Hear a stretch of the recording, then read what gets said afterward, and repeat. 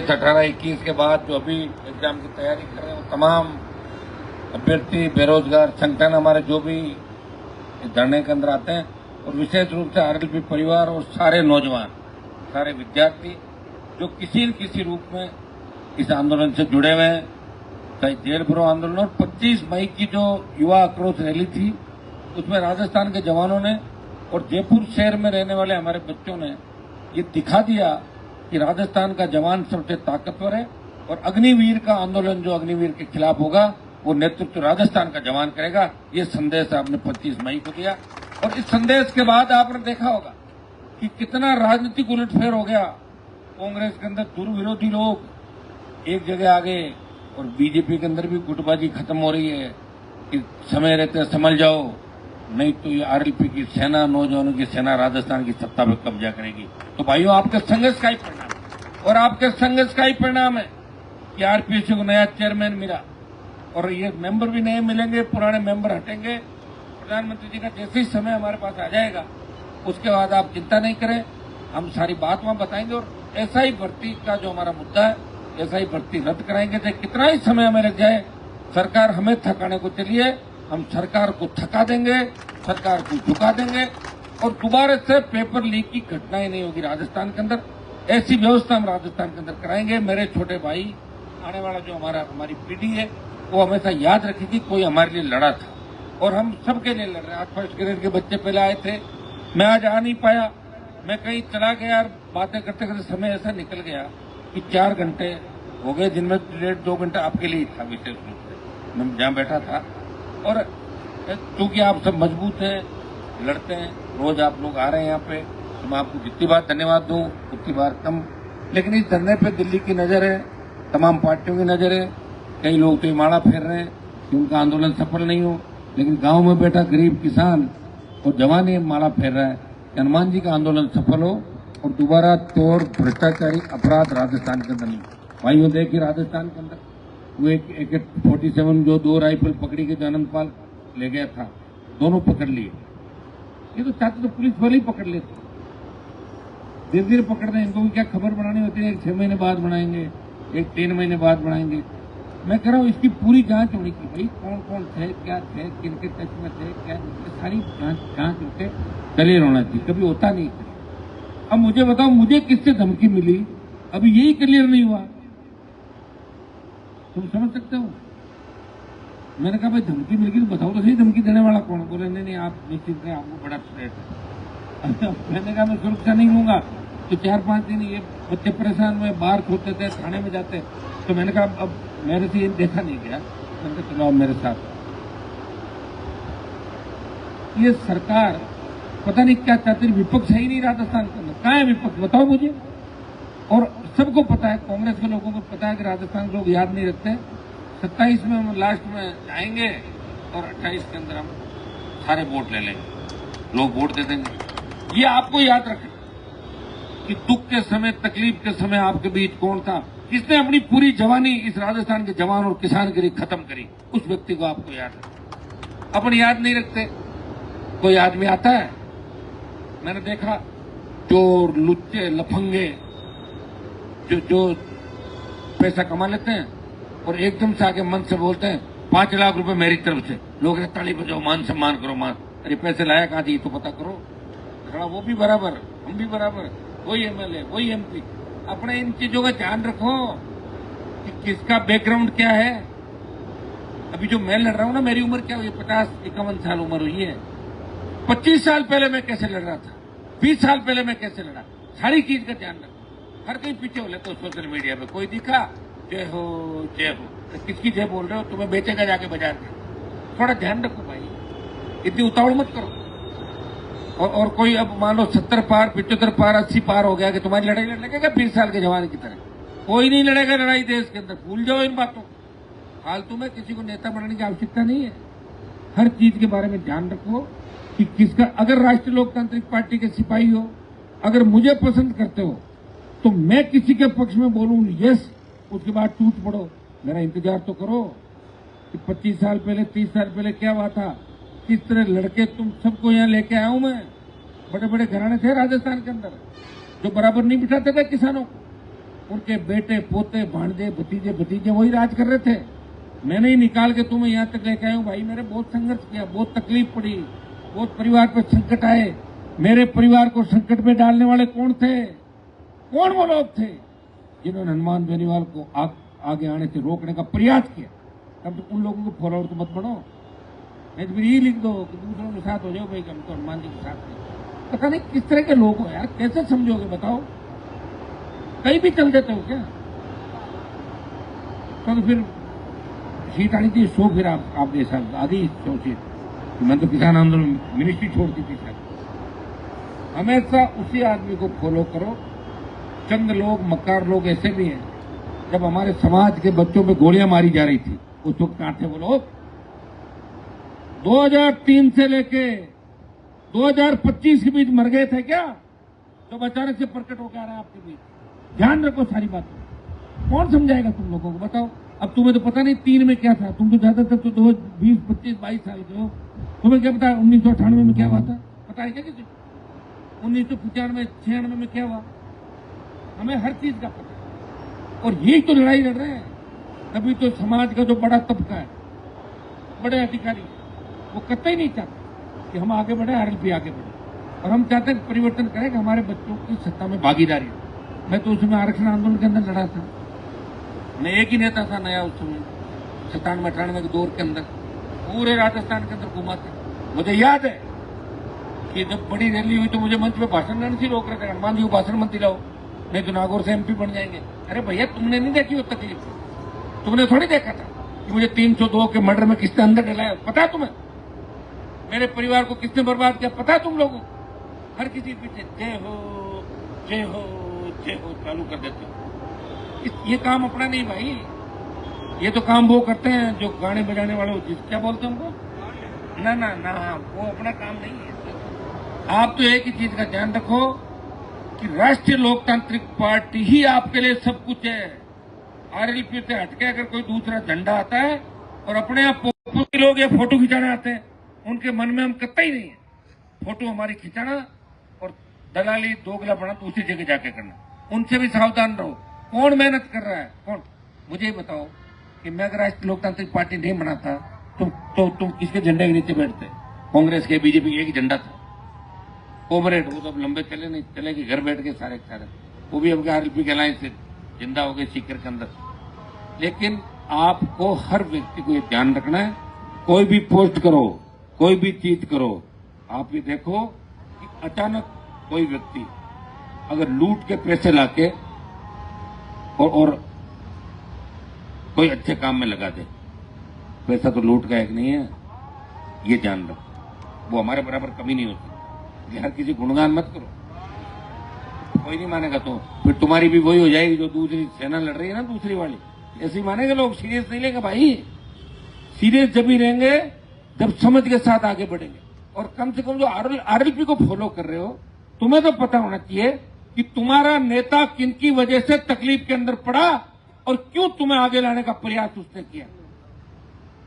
ये तो हर व्यक्ति को पता। अगर ये चीज पता नहीं है तो फिर तुम टाइम ही खराब करो, मेरा भी कर रहा, खुद का भी कर रहा, क्योंकि तुम तो बदल जाओगे। फिर कोई आके और 27 के अंदर बड़ा काम कर देगा तो उसके पीछे जय जयकार चालू कर दो, मुझे मेरी छोड़ दोगे तुम लोग? क्या चाहिए तुम्हें बताओ भाई? तुम लोग क्या कौन सा संघर्ष करते हो बताओ मुझे, कौन सा? आप ये बताओ, किसान कौम पे, हमारी कौम पे जब भी संकट आया, जब भी हार्डकोर अपराधियों ने हमारे बच्चों को निशाना बनाया, वो मर गए थे क्या? वो लोग कहां गए थे? हमारे समाज के उन लोगों से पूछने से तो मर गए थे क्या आप लोग? आए तो नहीं उनको न्याय दिलाने? छुप गए थे घरों के अंदर। अब बड़े बड़े भाषण देके और कुछ इधर उधर का लूट खसोट का, कब्जे का कुछ करके तुम ये कह रहे हो हम बड़े दानवीर है वो हो गए, तो कभी नहीं हो सकते। ध्यान रखना इस बात का विशेष, आपको ध्यान रहना चाहिए। नई पीढ़ी के बच्चे तुम्हें जो पता ही नहीं होगा, जब तुम्हें तुम्हारा इतिहास ही पता नहीं है तो मेरे भाइयों फिर आगे नहीं बढ़ सकते। अपन महाराजा सूरजमल की बात करते हैं, दूसरों की बात करते हैं। आज मैं बड़ी बड़ी बातें कर रहा हूं और मैं सत्ता के अंदर आ जाऊं और फिर तुम्हारा कोई काम नहीं करूं तो फिर सोच लो कि हनुमान जी के रास्ते पे चलना ही नहीं।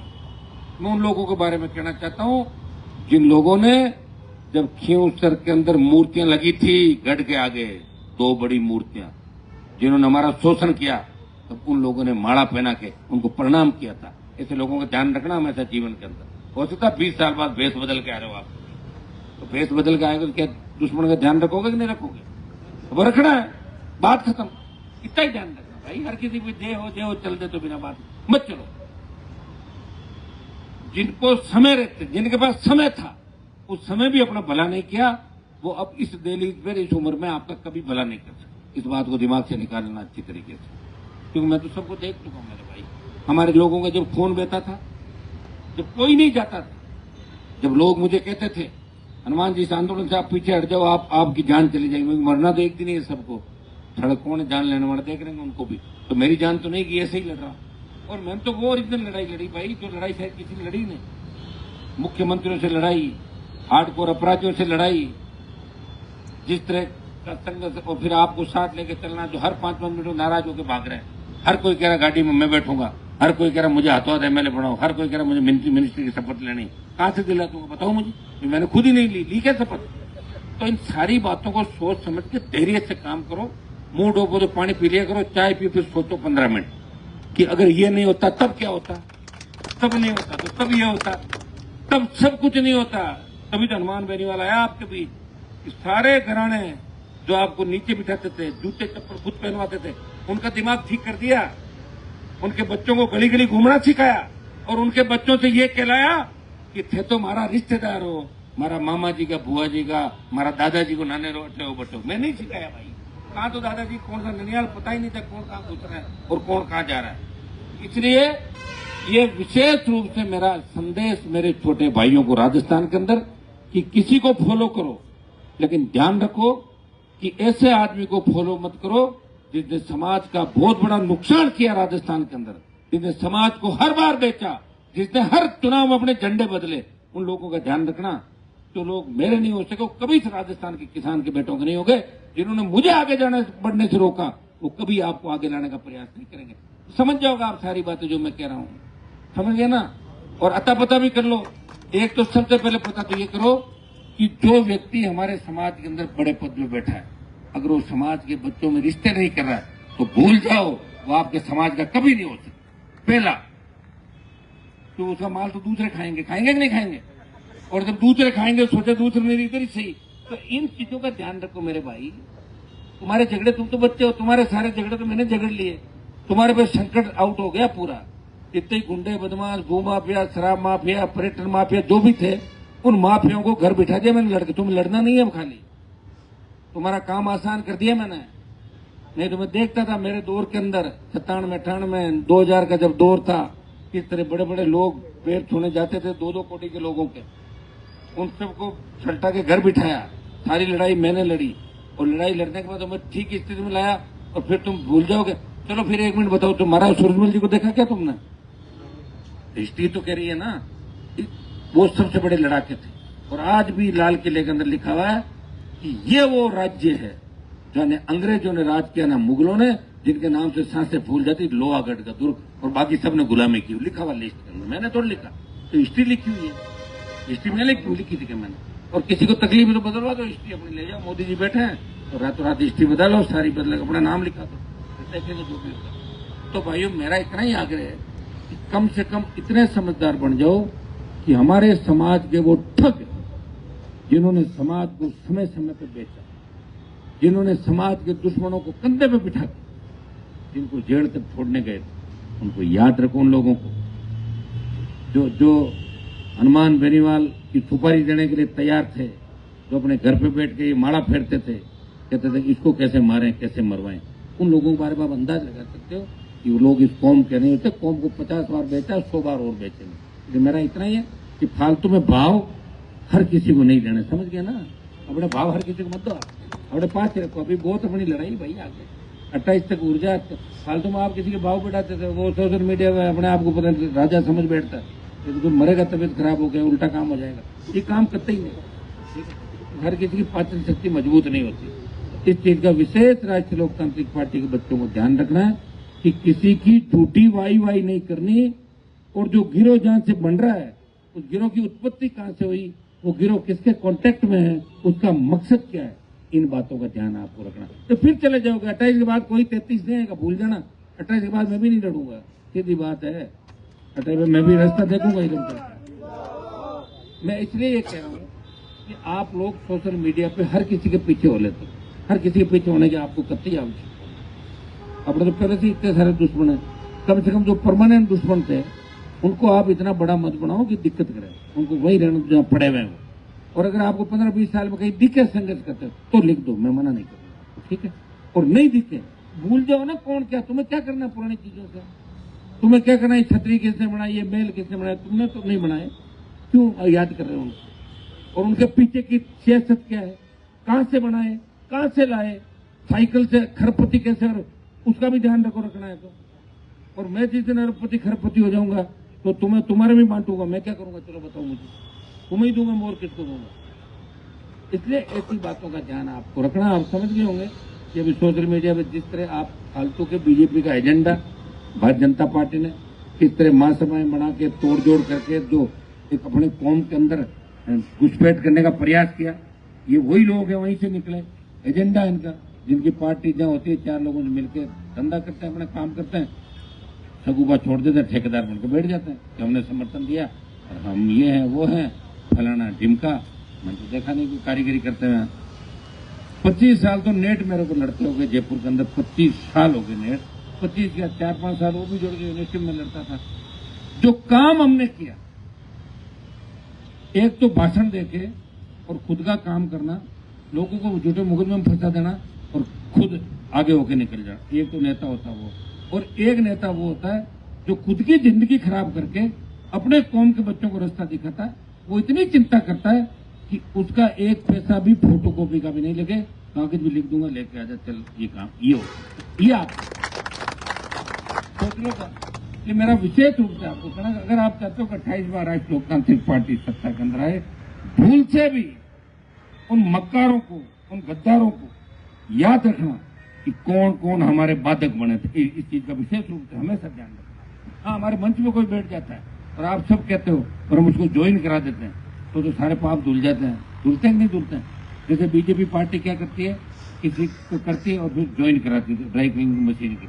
हाँ, ड्राई क्लीनिंग करके कोई अगर आ जाए और हम कहते भाई इसको ड्राई क्लीनिंग करके ले आओ, हमारे साथ बिठा दो, फिर मत करना, फिर आरएलपी का झंडा लेकर घूमता रहेगा, तुम्हें क्या दिक्कत? राज तो आरएलपी का बनाना चाहते हो ना, या किसी ऐसे ही झंडा लेकर घूम रहा 3 दिन नशा करके मिल गया सोते थे, वैसे तो बनेगा भी नहीं, 3 वोट भी नहीं आएंगे। तो फिर आरएलपी का राज अगर बनाना चाहते हो तो आरएलपी की विचारधारा ध्यान रखना। कई तरह के लोग आएंगे, कई तरह के लोग मेरे मंच पे बैठ के पॉपुलर होने की कोशिश करेंगे, मेरी हाँ में हाँ मिलाएंगे और मौका लगते ही बाहर कर। तुम ना समझो, तुम 10% उसके पीछे हो जाओ। होना नहीं, अभी कोई काम नहीं करना, एक ही सोचना कि 28 में राष्ट्रीय लोकतांत्रिक पार्टी के साथ रहना। और हनुमान जी थक गए होंगे अब लड़ते लड़ते, राज में लाएं और राज के मजे तुम्हें ही लेना है, मैं थोड़ा लूंगा मजे, राज के मजे तो बच्चे ही लेंगे। तुम्हें नौकरियां मिलेगी, तुम्हारे जब अच्छी नौकरियां मिलेगी तो अच्छी शादियां भी हो जाएगी तुम लोगों जो छोटे हैं अभी हो, जिनकी शादियां हो रखी उनकी नहीं, जिनकी नहीं हो रखी है। एक दिन मुझे कह रहा साहब क्या दोबारा हो जाएगी मेरी, में दिमाग खराब हो गया, झेल जाएगा और अच्छे काम भी सेट हो जाएंगे। तो सरकार से सब कुछ होता है कि नहीं होता है? सरकार ही सब कुछ होती है। तो एक बार सरकार का आनंद मिलकर हमें लेना है और हमें अपने आदमियों को पहचानना, ये काम आपको करना। जिस दिन आपने अपने आदमी को पहचान लिया और जिस दिन आपने धैर्य रख लिया और जिस दिन आपने बैठना सीख लिया, मैंने एक चीज देखी कि 25 मई की आक्रोश रैली के अंदर आपने मेरे लिए 3-2 मोर होते जब भरते और आप उस गर्मी के अंदर तप रहे थे। सिर्फ मैंने रैली को इसलिए जल्दी खत्म किया, मैं तुम्हें इस स्थिति में देख नहीं सकता। मैंने कहा चलो अभी खत्म करो, बच्चों को घर जाने तो सब आराम से लौटना। घर पे जब तक जाओ, मैं रात भर जगा रहा 4 बजे तक 5 बजे तक सुबह, इससे बच्चे घर पहुंचे कि नहीं पहुंचे, हर टोल पे परेशान, कहीं छोटी मोटी 1-2 जगह बात भी एडजस्टमेंट कराया फोनों पे, मेरी जिम्मेदारी थी। और आपने 25 मई को साबित किया कि हनुमान बेनीवाल ने वास्तव में राजस्थान की धरती पर संघर्ष किया है कि एक आह्वान पर लाखों लोग अपने हक और अधिकार के लिए आए। लगातार आप मेरे साथ हो, लेकिन साथ होके समझ के साथ कई बार परिस्थितियां ऐसी बनती है कि हर आदमी नहीं मिल पाता। हम बुलाते हैं 12 बजे, 4 बज जाते हैं, कोई दिक्कत नहीं। अगर अपना अर्जेंट काम हो तो फिर 12 बजे बात करो, फोन पे ही करेंगे। और वैसा काम हो आराम से बैठ कर 2 घंटे वेट कर लो। आपका नेता भी तो घूम ही रहा है सब जगह, तो घूम भी रहा है, चिंता भी कर रहा है, प्रयास भी कर रहा है, और मुझे पता किन परिस्थितियों में आप मेरे साथ हो। 1 रुपया मेरे से लेते नहीं आप लोग। गाड़ी में डीजल बराबर गया तो 5-7-10 हजार का डीजल भी जलता है।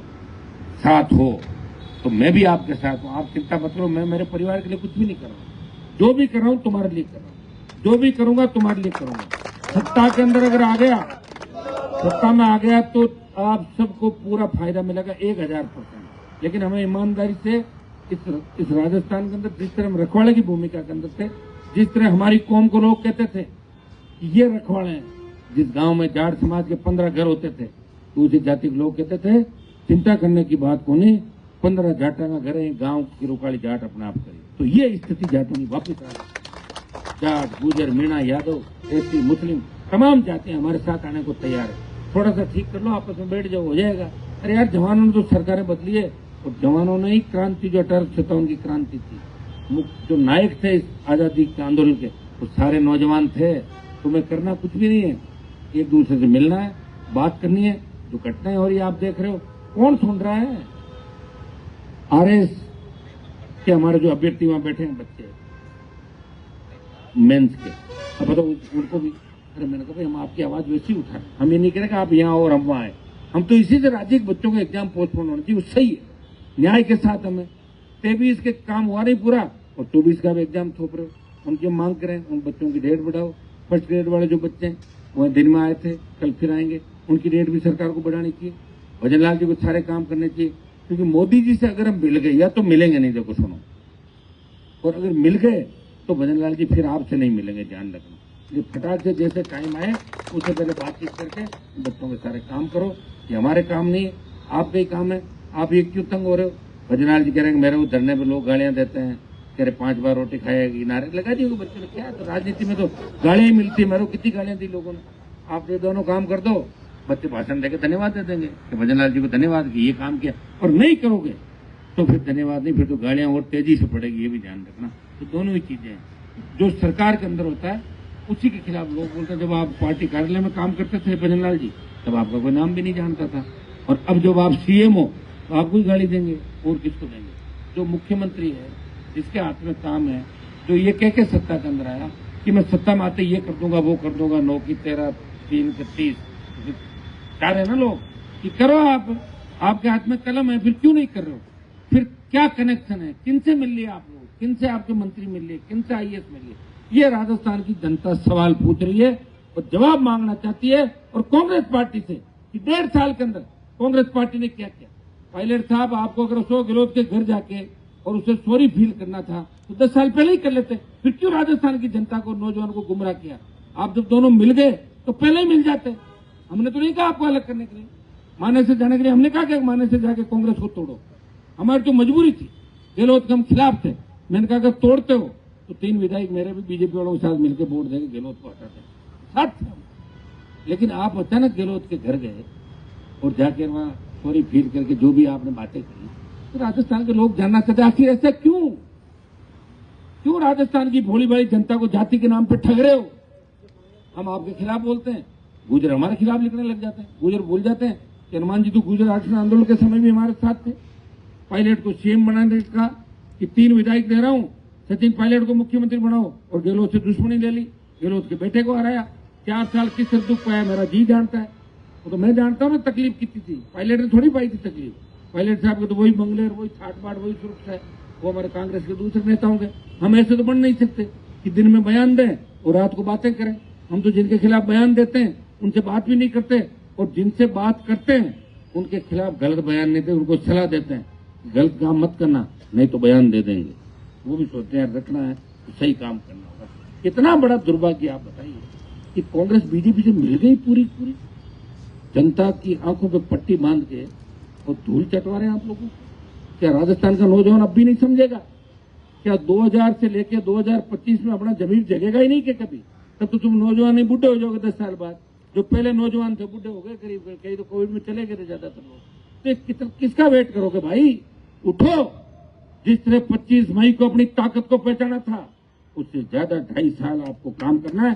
अगर सरकार में छोटे मोटे काम करा भी लो, कोई दिक्कत नहीं, करा लो काम, लगा लो। कांग्रेस में जो पद मिल रहा है तो नारे फारे, लेकिन 28 से पहले, 27 के लास्ट 28 से पहले सबको राष्ट्रीय लोकतांत्रिक पार्टी की तरफ आ जाना। इनका इलाज करेंगे। दोनों पार्टियों का 70 साल हमारे बुजुर्गों को धोखा दिया और हमें धोखा दिया और समय समय पर धोखा दिया और हमें बेचते रहे। तो ये चीज आपको याद रखनी है। बहुत बहुत आपको धन्यवाद। कल कोशिश हम करेंगे, कल धरने पे सब लोग पहले आए, पहले डाल देंगे। तो एक बार 2, 3, 4 बजे वापस पहले की तरह स्टार्ट करते हैं 1-2 दिन, ताकि थोड़ा ठीक मैसेज जाए। धन्यवाद। जय हिंद।